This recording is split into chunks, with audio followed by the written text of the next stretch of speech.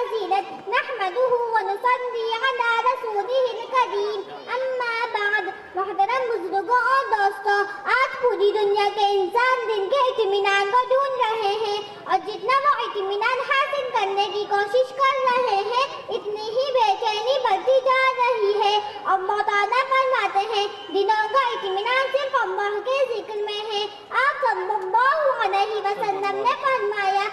ذکر کرنے والا ایسا ہے جیسے زندہ اور ذکر نہ کرنے والا ایسا ہے جیسے مردہ ذکر کرنے سے اللہ کا دھیان پیدا ہوتا ہے اللہ کا دھیان انسان کو برائیوں سے روکتا ہے اچھے کاموں پر آمادہ کرتا ہے اور اللہ تعالیٰ ذکر کرنے والے کا تذکرہ فرشتوں کی مجلس میں فرماتے ہیں حدیث میں ہے کہ اللہ تعالیٰ فرماتا ہے تم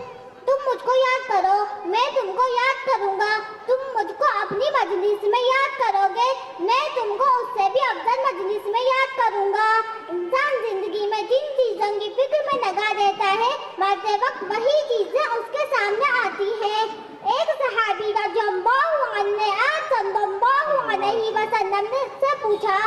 کہ سب سے افضل عمل کیا ہے جو اللہ کے قریب کر دے آپ صلی اللہ علیہ وسلم نے فرمایا تمہاری موت اس حال میں آئے کہ تمہاری زبان اللہ کے ذکر سے تر ہو اور یہ تبھی ہو سکتا ہے کہ جب زندگی میں ذکر کا اہتمام کیا گیا ہوگا